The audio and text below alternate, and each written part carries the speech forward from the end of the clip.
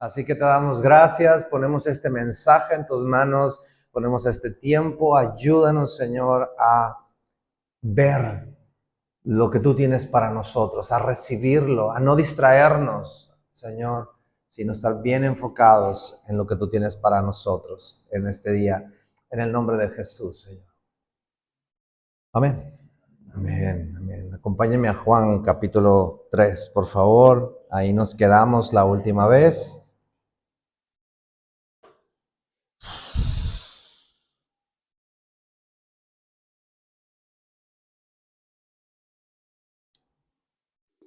Juan capítulo 3. Hoy vamos a terminar el capítulo 3. Y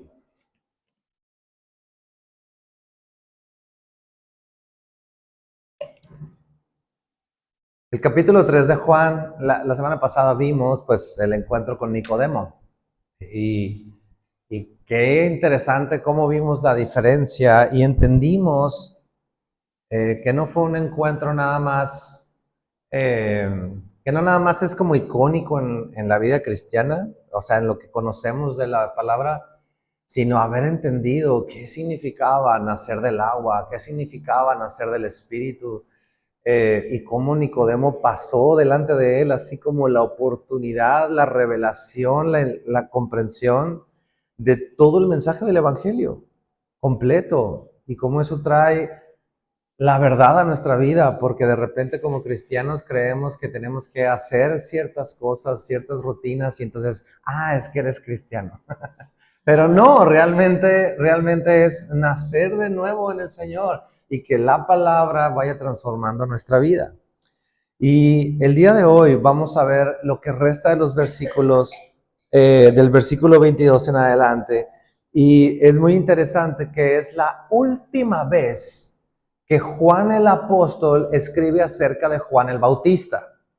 Es la última vez que va a escribir de él, entonces es como un epílogo sobre la historia y la vida, según Juan el apóstol, de Juan el Bautista.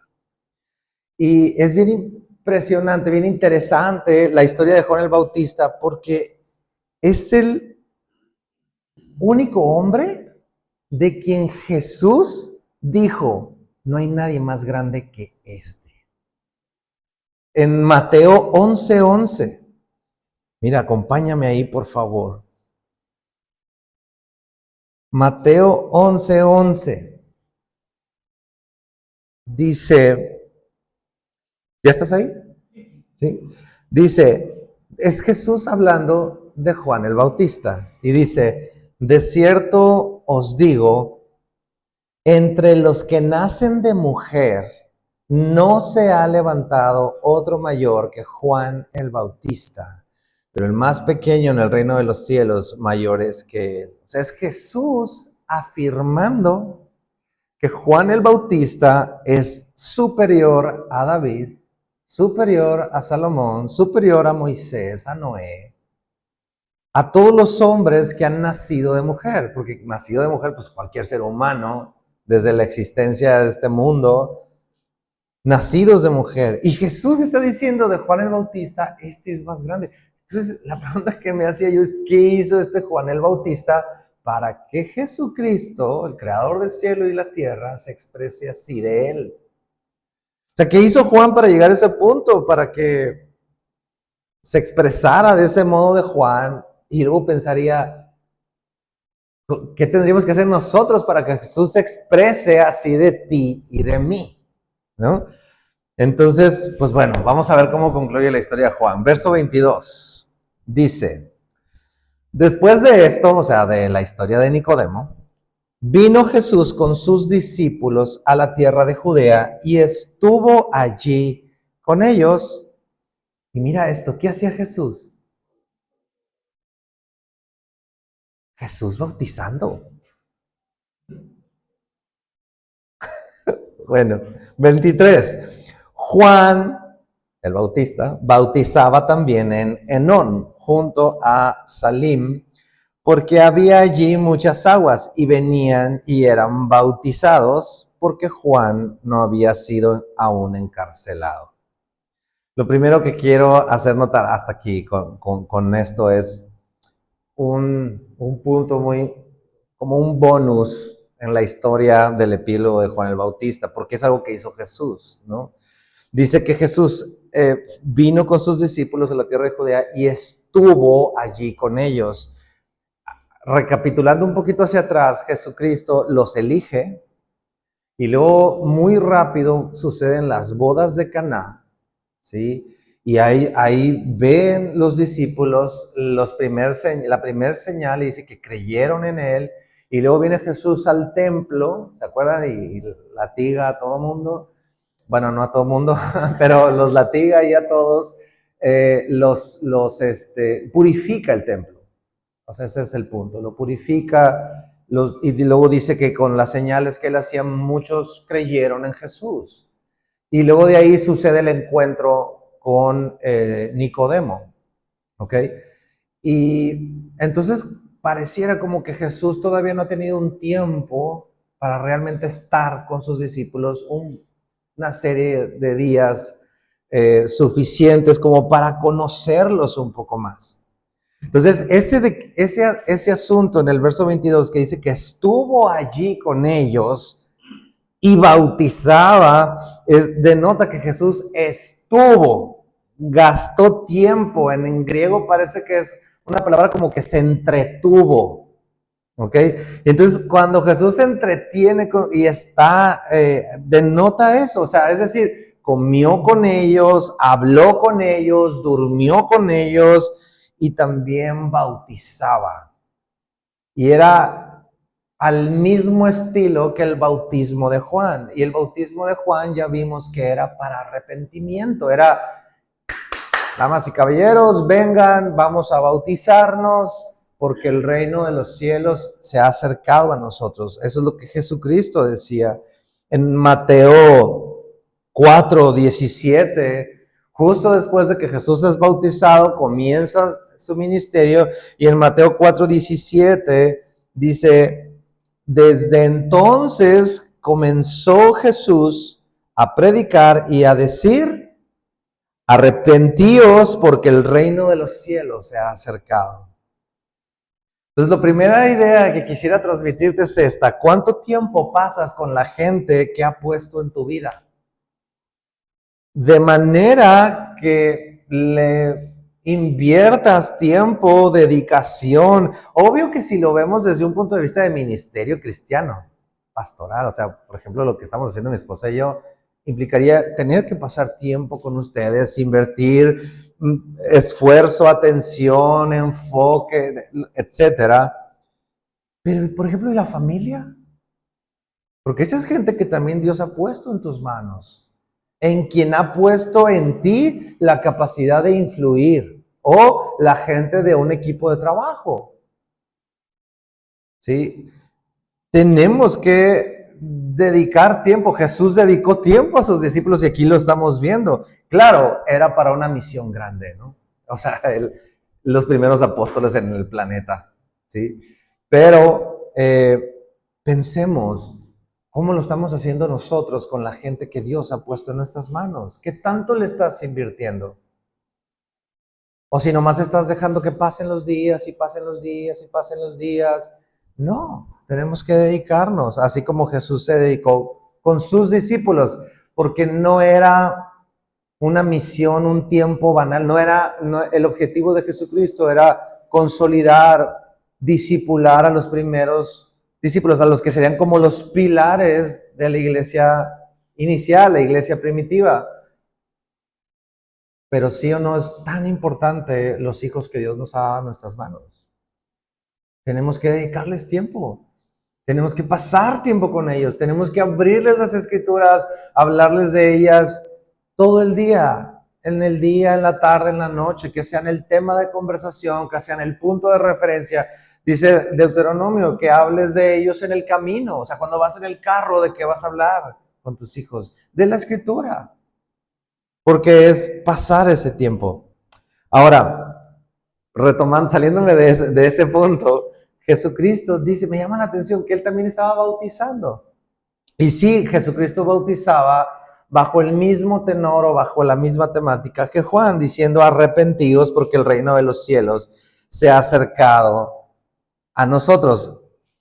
Yo nomás quiero que pienses algo. Imagínate que Dios te encarga que hagas algo y lo empiezas a hacer y luego viene Dios mismo hecho carne, el Mesías, y empieza a hacer lo mismo que tú estás haciendo.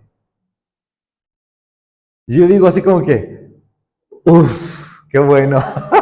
Porque imagínate qué terrible que tú estás haciendo algo que según tú, Dios te dijo que lo hicieras de tal manera, y luego llega Dios mismo y dice, a ver, no, espérate, es así. Yo me pondría muy nervioso. Pero llega Jesucristo y de alguna manera es como ¿qué significa esto? Que hay como una especie de validación de Dios mismo a través de Cristo, validando lo que Juan venía haciendo. Y es como un continuo preparar el camino del Señor. Oye, pero Jesucristo ya llegó, ¿para qué sigues bautizando el arrepentimiento? Es como un proceso de validación, pero eso tenía total sentido para la historia y la vida de Juan, y ahorita la vamos a ver. Porque Juan el Bautista venía bautizando, y luego llega el Mesías, se entremezcla, voy a decirlo así, permítanme decirlo así, y Jesucristo empieza a bautizar. Pero después Juan empieza en declive, y queda Jesucristo como el máster de masters. Sí, y ya les di spoiler del final. Pero bueno, el punto que quisiera que pensáramos en esto es que Juan se dedicó a su llamado. Hasta que Dios le cambió la pichada. Se mantuvo sin moverse un milímetro de lo que Dios le encomendó. Y eso me hace pensar, ¿qué tan firmes somos tú y yo con las cosas que Dios nos ha pedido? Piensa en aquello que Dios te ha pedido. ¿Qué tan firme has sido en eso que el Señor te ha pedido? ¿Nos mantenemos? Y me llama la atención 3 ejemplos de la iglesia de Cristo que están en Apocalipsis. En Apocalipsis hay una visión donde Juan precisamente, Dios le deja ver lo que ha sucedido, lo que está sucediendo y lo que habrá de venir. Y en lo que está sucediendo, en el proceso de lo que está sucediendo, de lo que ha sido y lo que está sucediendo, Dios le da el mensaje a 7 iglesias que representan 7 maneras en las que hacemos iglesia tú y yo. Ok, a 3 de ellas, mira lo que les dice referente a eso de permanecer. Acompáñame a Apocalipsis 1, versículo 9. Ese es el preámbulo de Juan, el apóstol, escribiendo esta visión. Dice, ¿ya estás ahí?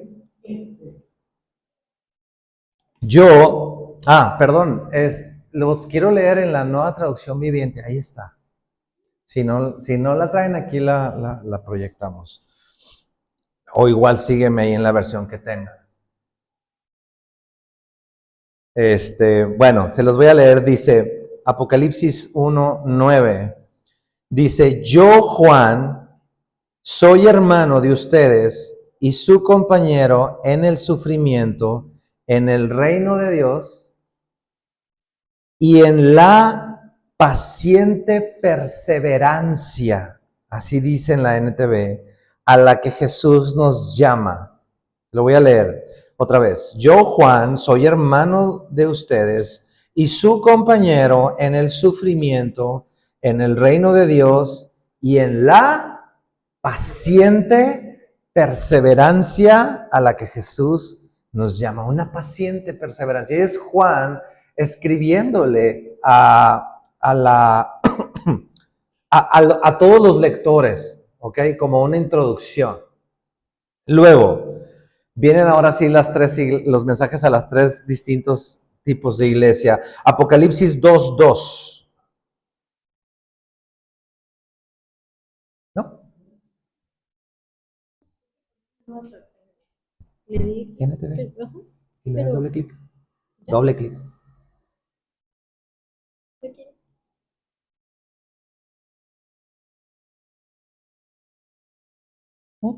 No sé. Ok.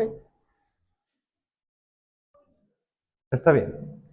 Apocalipsis 2:2. Fíjese lo que le dice a la iglesia. Ponle la RBR, no importa. Dice, yo sé todo lo que haces, le dice Jesús a esa iglesia. He visto tu arduo trabajo y tu paciencia con perseverancia, dice en la NTV. Paciencia con perseverancia. Otra vez. Luego el Apocalipsis 2:19 es mensaje a otra de las iglesias. Dice, yo sé todo lo que haces. He visto tu amor, tu fe, tu servicio y ¿qué? Tu paciencia con perseverancia. Y veo tu constante mejoría en todas estas cosas. Y luego Apocalipsis 3:10. Ese es el tercer ejemplo que les quiero mencionar. Apocalipsis 3, versículo 10. Dice Jesús, dado que has obedecido mi mandato de perseverar, yo te protegeré en el gran tiempo de prueba que vendrá sobre el mundo entero para probar a los que pertenecen a este mundo. Una paciente perseverancia. Paciente perseverancia. ¿Qué es una paciente perseverancia? Mire lo que dice el diccionario de paciencia y luego lo que dice el diccionario de perseverancia y luego los conectamos. Paciencia, según la Real Academia Española, es, fíjense, me llamó mucho la atención, capacidad de padecer o soportar algo sin alterarse. Otra vez, salud. Capacidad de padecer o soportar algo sin alterarse, sin perder los estribos, sin enchamucarte, ¿no? Es la paciencia, paciente. Y la perseverancia, según la Real Academia, es mantenerse en constante prosecución de lo que has comenzado en una actitud o en una opinión. Es decir, te mantienes constante sin cambiar. Entonces, ¿qué es una paciente perseverancia? A la que Jesucristo hace alusión en estos 4 ejemplos que vimos en Apocalipsis. Creo que podríamos comprimirlo así. Tener la capacidad de mantenerte constante en la prosecución de lo que has comenzado, de lo que se te ha encomendado, sin alterarte por cualquier cosa que pueda pasar en ti o alrededor de ti. O sea, de lo que se te encargó, te mantienes y te mantienes y te mantienes y no te mueves. Oye, pero es que mira esto, el otro, que no estás sintiendo, que no está... Me mantengo. Entonces, ¿qué tan firme eres tú? ¿Qué tan firme soy yo con las cosas que Dios te ha pedido que hagas? O en lo que te ha pedido que inviertas tu tiempo. Y pudieras decir, bueno, pues es que la paciencia, ay, es que es muy difícil. Mira lo que dice Gálatas 5:22. Para empezar, la paciencia es un fruto que a ti y a mí nos cuesta mucho producir, por no decir imposible. O es demasiado efímero. ¿Sí? Dice el Gálatas 5:22, más el fruto de ¿quién es? Entonces, ¿es tuyo o mío? Es del Espíritu. Es amor, gozo, paz, paciencia, benignidad, bondad, fe, mansedumbre y templanza. Contra tales cosas no hay ley. Entonces, ¿cómo se va a producir la paciencia en tu vida? Llénate de la palabra, ora al Señor y Él es el que va a hacer la obra. Ya vimos la vez pasada que es obra del Señor. No es tuya, no es mía. Pero sí tiene que haber una disposición tuya a llenar tu tinaja de la palabra y orar al Señor y Él es el que va a hacer. Y la perseverancia, acompáñame al Salmo 1. No hay versículos, bueno, no encontré un versículo que dijera, y yo produciré en ti perseverancia. No, pero sí hay llamado a perseverar. Y el Salmo 1 creo que es un ejemplo de esa perseverancia. Mira cómo dice el Salmo 1, verso 1. Bienaventurado el varón que no anduvo en consejo de malos, ni estuvo en camino de pecadores, ni en silla de escarnecedores se ha sentado, sino que ¿qué? Sino que en la ley de Jehová está su delicia y en su ley medita de día y de noche. ¿Cómo va a ser esa persona? Será como un árbol plantado junto a las corrientes de aguas que da su fruto en su tiempo y su hoja no cae. ¿Cómo son los árboles que están plantados junto a la orilla del río? Por ejemplo, ahí en Magdalena o acá en Topahue. No, ¿cómo se llama? En el Gavilán. Unos arbolotes enormes. Y pasan los años y las décadas y siguen firmes. No hay nada que los mueva. Entonces, ¿cómo vas a tener esa firmeza? Tu delicia, tu deleite, que esté en la ley de Jehová, meditando en ella de día y de noche. La palabra va a traer firmeza a tu vida, va a traer estabilidad a tu vida, te va a llevar a permanecer. Jesucristo comparó esto mismo que estamos diciendo, contra una roca como cimiento de una construcción que es azotada por una tormenta. Y dice que se mantiene firme, por más difícil que esté. Entonces, esa paciente perseverancia es la que estaba en Juan, el Bautista. Se mantenía y se mantenía. Imagínate cómo te puedes llegar a sentir que tú estás haciendo algo y llega el maestro del universo y empieza a hacer lo mismo que tú. ¿Seguirías haciéndolo? ¿O llegarías a decirle, no, pues le sigo, no le sigo, pues ya lo estás haciendo tú, ¿no? No, se mantuvo hasta que el Dios no le cambió la pichada. Se mantuvo firme Juan el Bautista hasta el último día. Ahora, ¿qué pasa con todo el entorno alrededor? Mira el verso 25 en Juan 3. Volviendo a la historia, dice, entonces hubo discusión entre los discípulos de Juan el Bautista y los judíos acerca de la purificación. Se empezaron a discutir.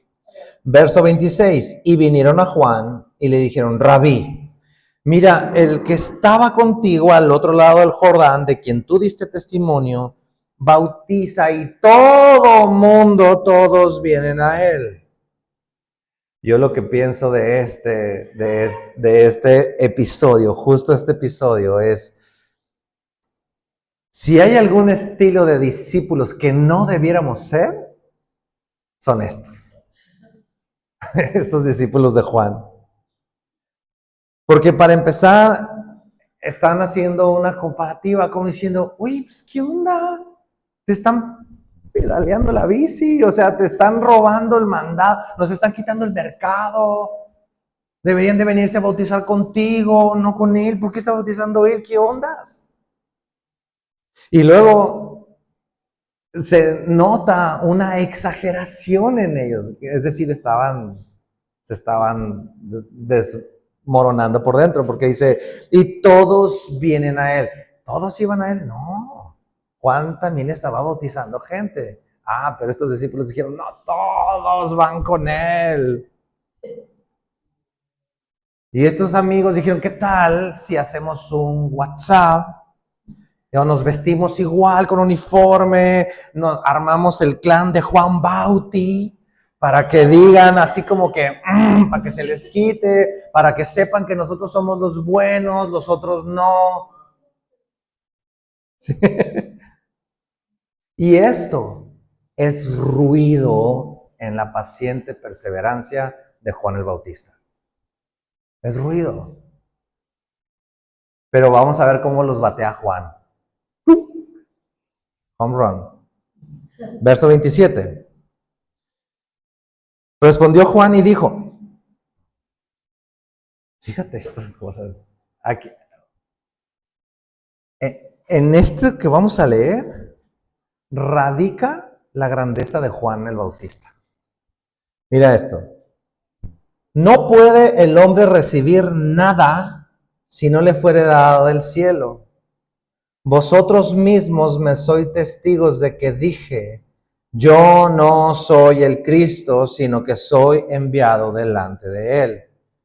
El que tiene la esposa es el esposo, mas el amigo del esposo que está a su lado y le oye, se goza grandemente de la voz del esposo. Así pues, mi gozo está cumplido. Es necesario que él crezca, pero que yo mengüe. Vamos a desmoronar esto.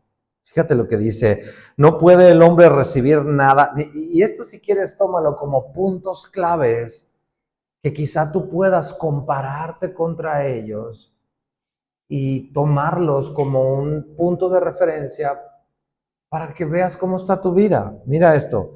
Dijo Juan, no puede el hombre recibir nada si no le fuera dado del cielo.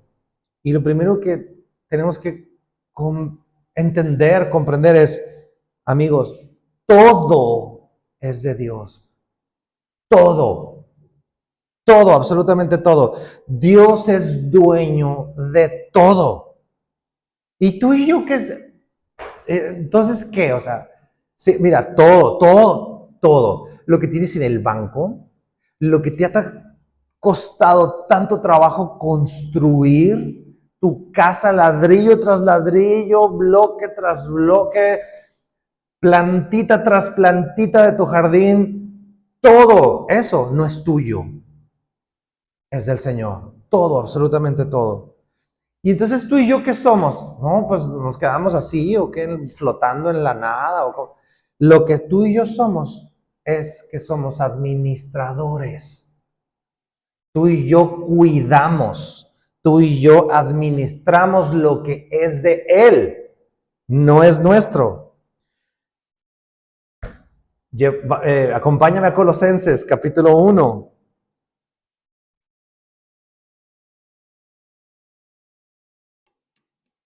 Colosenses 1, verso 15. Dice Pablo acerca de Jesucristo. Dice, Él, hablando de Jesús, Él es la imagen del Dios invisible, el primogénito de toda creación.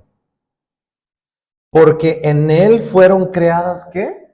Todas las cosas, las que hay en los cielos y las que hay en la tierra, visibles e invisibles, sean tronos, sean dominios, sean principados, sean potestades. ¿Qué cosa? Todo fue creado por medio de Él y para Él, y Él es antes de todas las cosas y todas las cosas en Él subsisten.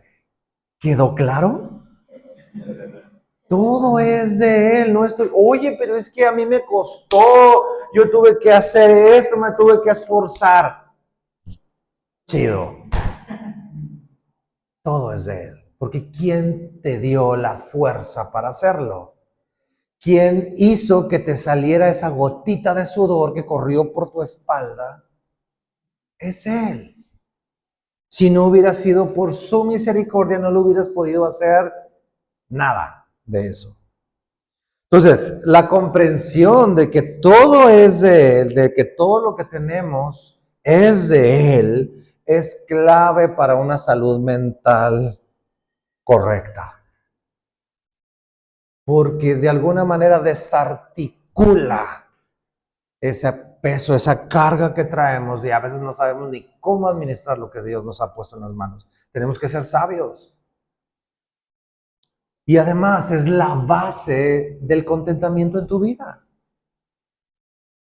¿Qué pasa cuando tú tienes y en lugar de estar en contentamiento sabiendo que todo es de Él y que eso que Él puso en tus manos es para tu deleite, para tu disfrute, para compartirlo, en lugar de estar en esa mentalidad, estás por acá comparándote y diciendo, es que sí tengo casa, pero no es como la de tal persona. Es que sí fui de viaje aquí, no, pero ves en el Facebook o en el Instagram que la otra se fue a Cancún. O el otro se fue a Tucson y compró $3,000 de cosas navideñas. ¿Sí me explico? Sí. Pero todo es de Él. Y lo que Él ha puesto en tus manos es para que lo administres.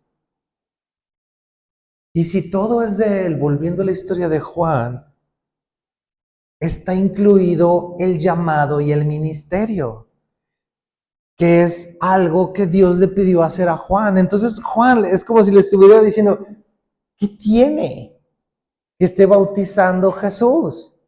Porque a mí Dios me pidió que lo hiciera y lo voy a hacer, ¿qué crees? Hasta el último de mis días. Pero él está bautizando. ¿Y qué? ¿Qué tiene? No le hace.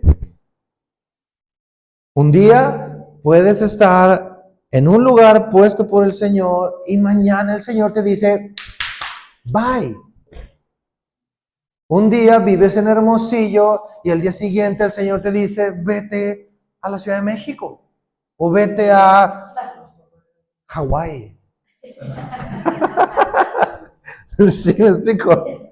No importa, todo es de Él. Entonces Juan el Bautista es como si estuviera diciendo, ¿qué le hace?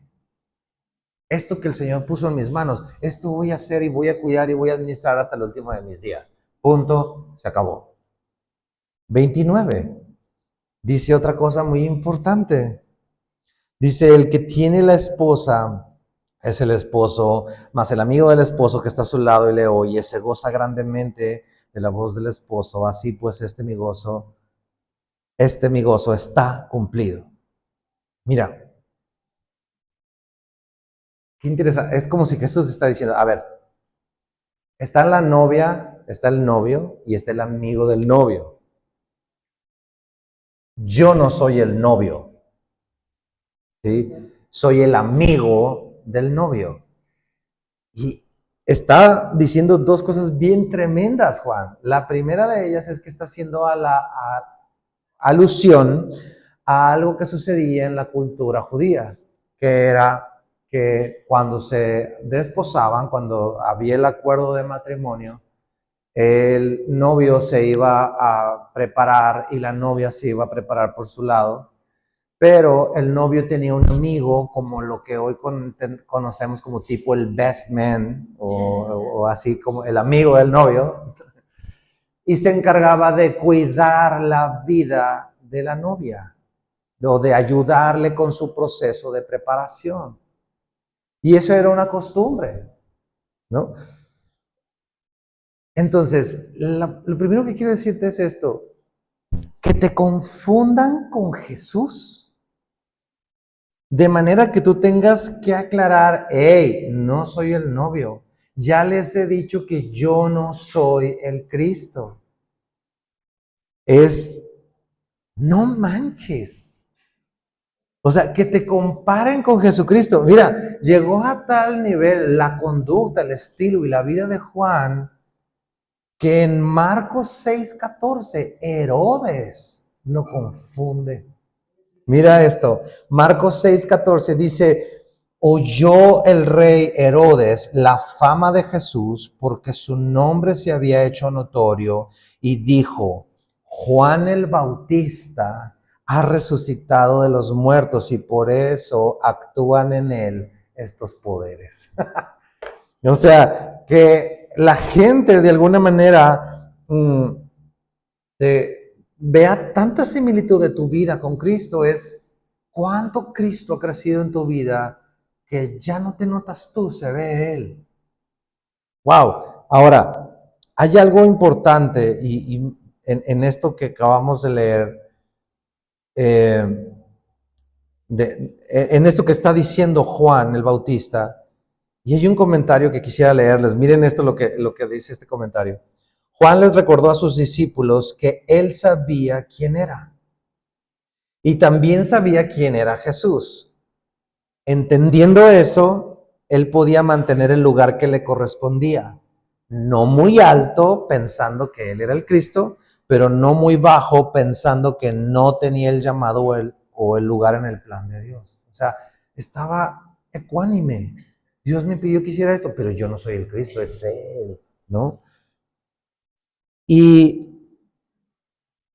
volviendo al punto de ser el amigo del novio que cuidaba a la novia durante ese proceso, qué feo caso sería darnos cuenta o saber que el mejor amigo del novio le baja a la novia y se la queda. Pues sí, allá el otro se va, quién sabe qué tanto tiempo, yo te cuido a la novia.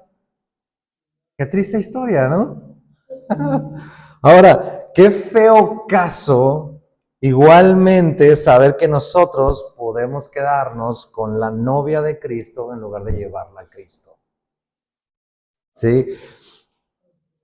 Mira esto, para ti, para mí, sería un fracaso total que la fe y la paciente perseverancia dependa de un ser humano. Por ejemplo, en este caso, aquí hablando de semilla, que tu fe, tu paciente perseverancia dependan de lo que hagamos mi esposa y yo.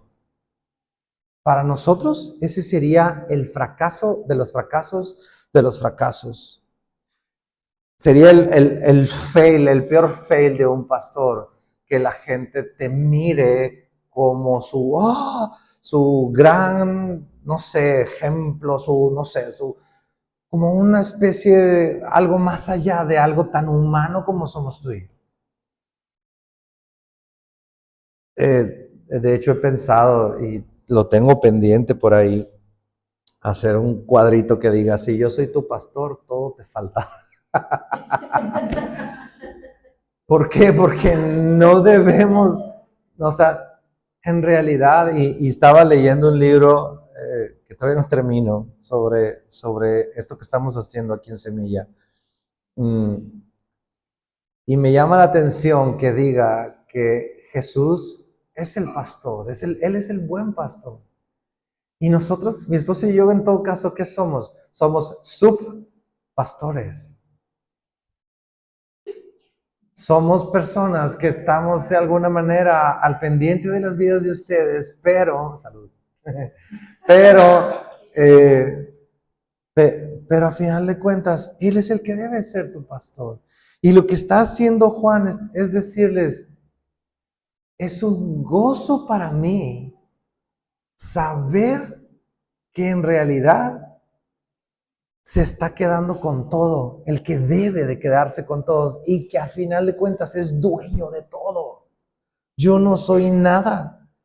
O sea, y qué gozoso y qué honroso debería de ser para ti y para mí que como discípulos, al enseñarle a otros, al discipular a otros, los volvamos dependientes de Cristo en lugar de ti. De hecho, como padres, lo peor que podemos hacer es volverlos dependientes de nosotros. Ellos tienen que aprender a depender de su maestro, de su Señor, no de nosotros mismos. Porque cuando lleguen al cielo, Dios los va a llamar a cuentas por su fe, no por la fe que tú tienes como papá. Tú tienes que llevarlos a Jesucristo. Dirígelos a tu maestro. Así es como le hizo Juan. Y pudiéramos decir que debido a eso Juan perdió su ministerio. Pero para él, lejos de ser una pérdida, fue su gozo. Fue su gozo. Fíjate esto, es el gozo de perder lo que al mundo es valioso con tal de que Jesús sea engrandecido,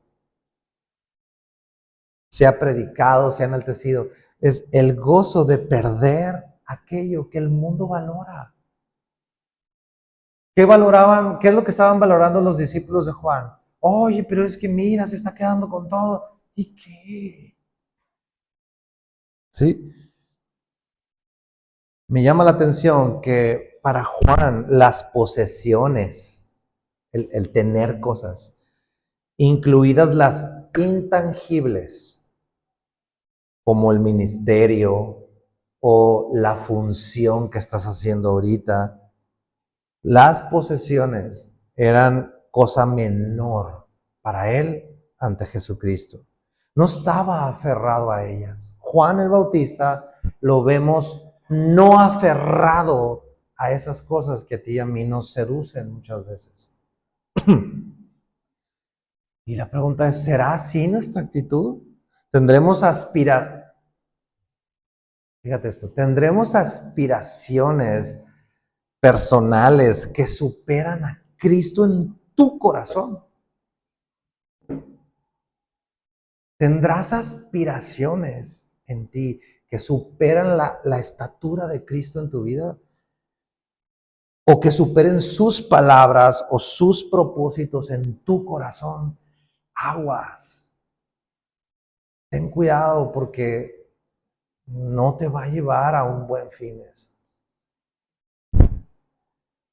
Esa es otra característica de Juan. Vamos a otra más, de verso 30.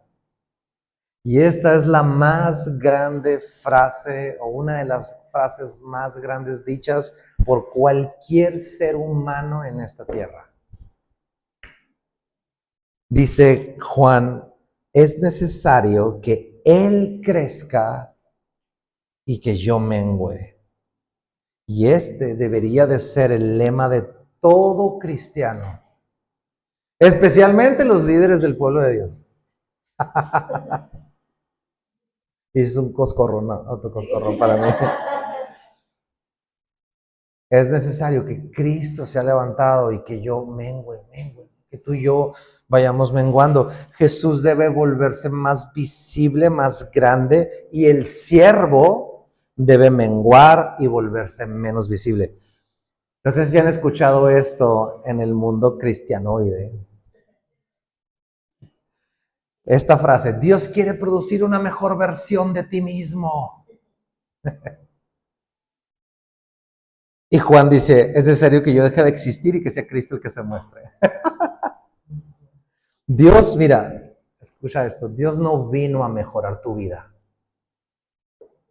No viene a mejorar tu vida. Viene a transformar tu vida para que cada vez tú seas menos y Él sea más. Eso es lo que Él viene a hacer. No viene a mejorar tu vida, viene a transformar tu vida para que cada vez tú seas menos. Cada vez menos Gustavo y cada vez más Él. ¿Y por qué no querría yo una mejor versión de mí? Porque, sabes, no se compara una versión mejor de ti que una semejanza con Cristo. No tiene nada que ver. Una mejor versión de ti mismo, pues es igual, humana, como chafa, a final de cuentas. Lo que Él quiere es una semejanza de ti con Cristo. Ahora, fíjate esto. Dice el 30. ¿Qué palabrita ahí? Necesario. O sea, no es recomendable, no es sugerido, no es por sí, no es necesario.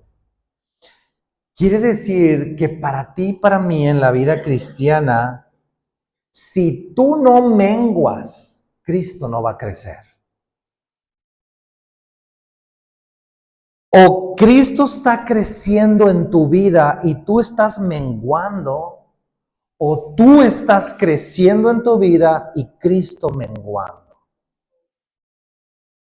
No hay una coexistencia de las dos cosas al mismo tiempo. Es necesario que tú mengues para que Cristo crezca en tu vida. Hay otro comentario que me gustó de esto, que dice, para los que servimos en la iglesia de Cristo, haciendo lo que sea, ¿sí? Dice, a no ser por nuestras incompetencias o ineptitudes, las multitudes, los números y los éxitos, en lo que sea que estés haciendo, pueden y van a fluctuar de acuerdo a los propósitos de Dios. O sea, a menos que tú la estés regando y que por eso esté yendo en feria, ok.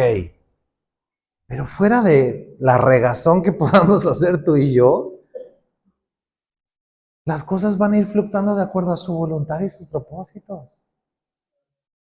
¿Sí? No, Él es el Rey soberano sobre nuestras vidas. Y Juan por eso siguió haciéndolo a la par de Jesús, viendo cómo Él cada vez más era exaltado. Oye, pero mis números están bajando. No importa. Cada vez crece más Él, cada vez yo vengo a menos. Y eso es mi alegría y mi gozo. Y así fue la vida de Juan. Si viéramos un panorama, vemos a un Juan de una vida menguando un día a la vez, cada vez más. Juan, como diciendo, su camino fue hacia abajo, cada vez siendo menos Juan, menos Juan, menos Juan, menos Juan. Veamos un panorama. Juan el Bautista, vemos que es hijo de Elizabeth y Zacarías. Muy bien, Palomero. Te voy a dar un dulcecito. Como escuela dominical. Zacarías era sacerdote. O sea, siendo hijo de sacerdote, él tenía o podía ser sacerdote. Pero él no quiso el sacerdocio, eligió ser profeta para el Señor. Pudo haber nacido vestido de lino, pero decidió vestir ropas de camello. ¿Sí? Pudo haber caminado en las sinagogas con vitrales hermosos y alfombras de lujo y cortinas de lino y asientos de madera de caoba pulida y bañadas, chapeadas en oro y lo que tú quieras. Pero decidió estar en el desierto predicando. Pudo haber comido también de los manjares sacerdotales, ahora sí que comer cabrito todos los días. Pero decidió comer langostas. ¿Sí? Y terminó perdiendo a sus amigos, perdiendo a sus discípulos, terminó encarcelado y terminó perdiendo la cabeza siendo ejecutado por una autoridad civil de forma injusta. Pregunta, ¿a quién se parece eso? O sea, pudiendo haber nacido en cuna de oro, decidió, no, yo no me voy a aferrar a eso. Vivo de la manera más humilde, plana y llana posible. Decidió no tener el bluff del sacerdocio y vino y anduvo entre la tierra del desierto predicando comiendo langostas. Arranca su ministerio, hace lo que el Señor le pidió hacer y terminó perdiendo a sus discípulos, terminó encarcelado y ejecutado de forma injusta. ¿A quién se parecerá? Es literal a Jesucristo. Va a llegar un día en tu vida que va a quedar tan poco de ti que lo que quede es Jesucristo. Y la pregunta o el llamado para ti, para mí hoy es, tal vez sea ¿qué tanto has menguado en tu vida? ¿O qué cosas en tu vida todavía estás aferrado a ellas diciendo, no, no lo suelto, no lo suelto, no lo suelto? Tal vez el Señor te esté llamando a menguar un poco más, a dejar un poco más de ti ahí en la bandeja, en la plancha, para que Cristo crezca y tú cada vez seas menos. Y déjame decirte una cosa, tú y yo nacimos para gloria de Dios, no para gloria tuya. Porque de repente hemos escuchado tanto de afuera decirnos, supérate, crece, prospera, ámate a ti mismo, dedícate, hazte un espacio para ti. Claro, no estoy diciendo que no te metas de repente en un spa y te hagas un masaje. Claro, todos lo necesitamos, ¿no? Pero de repente hay tanta bruma del mundo diciendo tú. Pero en la Escritura vemos que somos para gloria de Dios, no para gloria nuestra, ¿no? Entonces, ¿qué tanto habrá que menguar? Y bueno, del verso 31 en adelante, es una especie de conclusión. Por ahí hay discrepancias de que si lo dijo Juan el Bautista o lo escribió Juan, pero es más probable que lo haya escrito Juan porque el estilo de cómo está escrito se parece a cómo él escribe en Primera de Juan, Segunda de Juan y otras partes en la Escritura. ¿Ok? Pero dice el 31, el que viene de arriba, perdón, el que de arriba viene es sobre todos, el que es de la tierra es terrenal, y cosas terrenales habla, el que viene del cielo es sobre todos, y lo que vio y oyó, esto testifica, y nadie recibe su testimonio. Básicamente, la conclusión que está haciendo Juan aquí es diciendo, a ver, la única persona que puede decir y testificar sobre la eternidad y cómo llegar a ella es Jesús. Eso es. Es Juan diciéndonos, a ver, es Jesús, Dios mismo hablándonos a través de Jesús. Por lo tanto, rechazar lo que Él está diciendo, negarlo o modificarlo, es literal negar a Dios. Si tú agarras todo lo que Jesús dijo, es lo que está diciendo Juan, literal, y lo aceptas como tuyo, es el testimonio y la validación de que tú vas a la vida eterna. Negarlo es negar a Dios. Y luego dice el 32 al final, dice, y nadie recibe su testimonio. A ver, ¿cómo que nadie recibe su testimonio? O sea, porque vimos que sí había gente que sí recibía su testimonio. Entonces, ¿por qué dice y nadie recibe su testimonio? Lo que pasa es que es poco.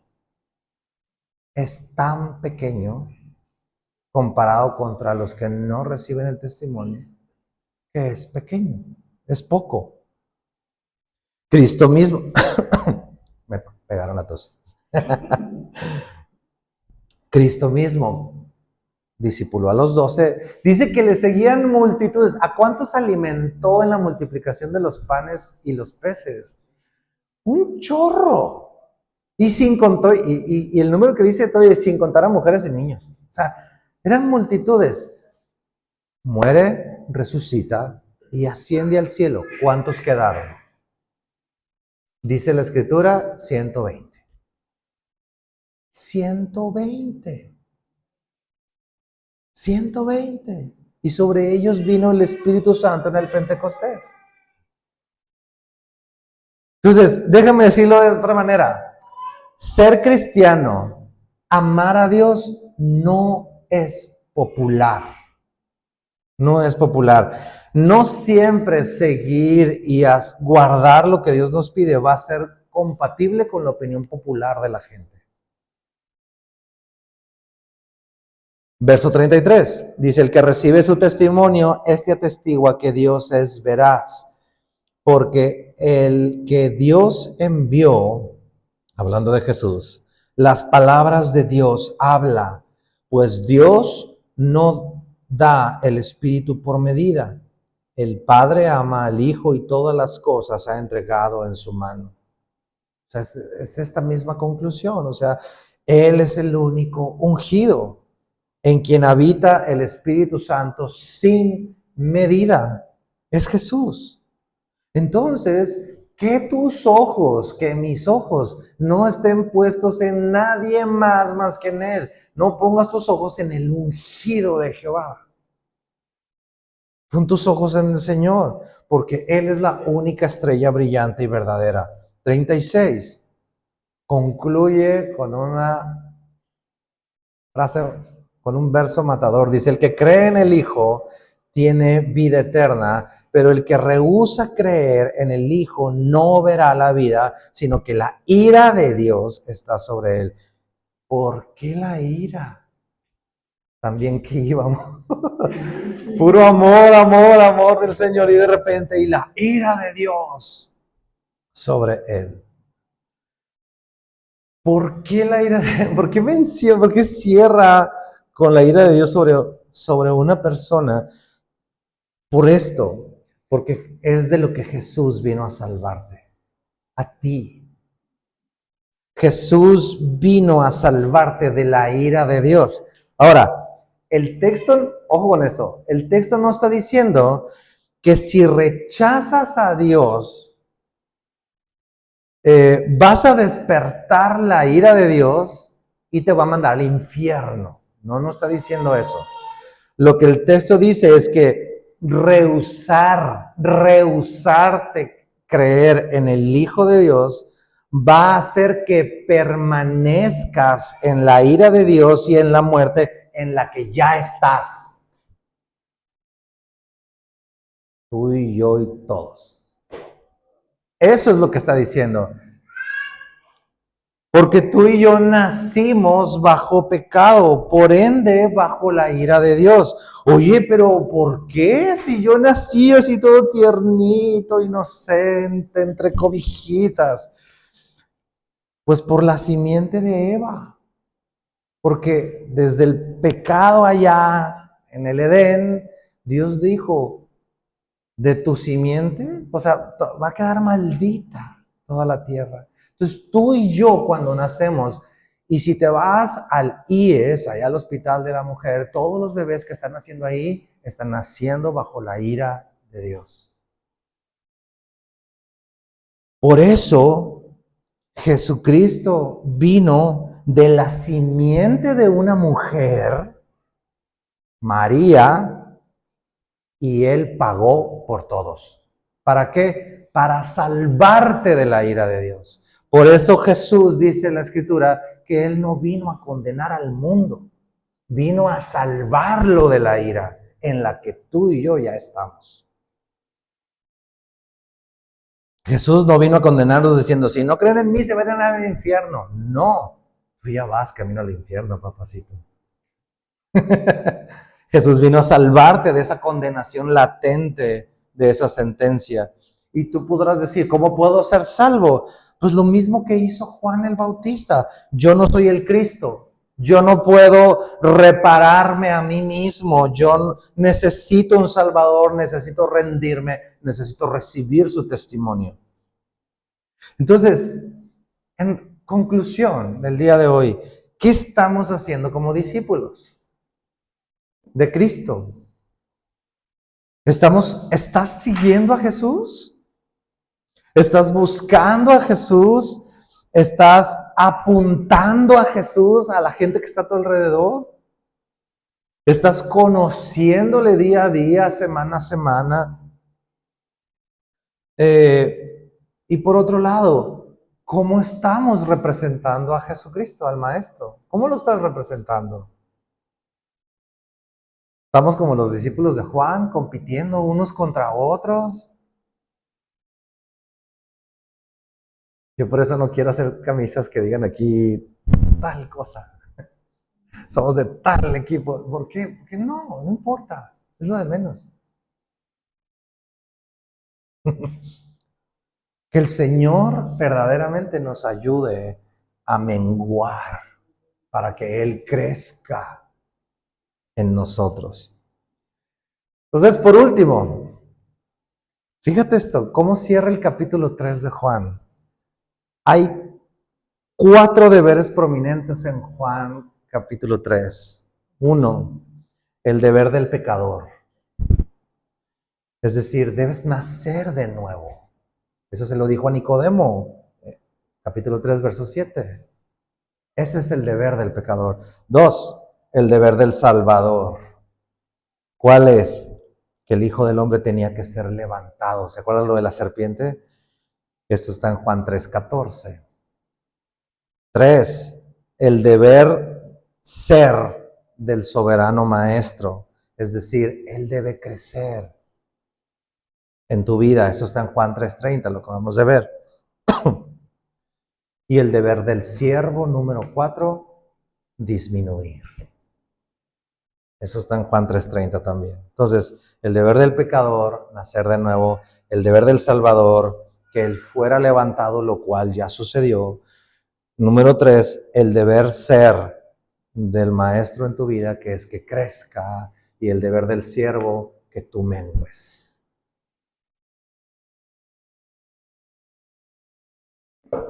¿Cómo la ven? Vamos a orar.